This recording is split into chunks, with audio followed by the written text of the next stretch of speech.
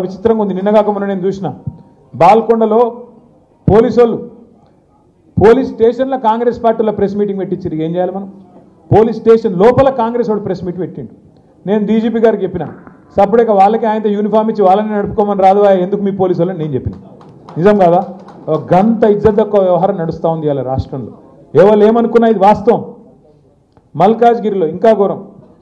ఇద్దరు గుండగాళ్ళు వచ్చి రోడ్డు మీద గంట సేపు ట్రాఫిక్ జామ్ చేస్తే ట్రాఫిక్ పోలీసు వాడు ఏం చేస్తుండు, వాడు లోకల్ సిఐ ఏం చేస్తుండు, ఆ లోకల్ సిఐని ఆ గుండగాడు బానెట్ మీద నీ కూర్చొని ఇక్కడ రా, వాన్ సంగతి చూడు వీని సంగతి చూడంటే ఈ రాష్ట్రం ఎవరు నడుపుతున్నారు?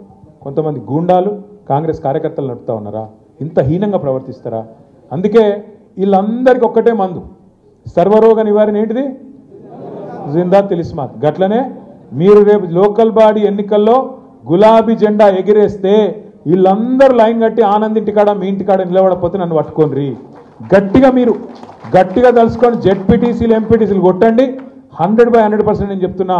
అరే రాష్ట్రంలో గాలి మళ్ళీందిరాబాయ్, సపరేట్గా మనం కూడా తోవ పట్టవలసిందే.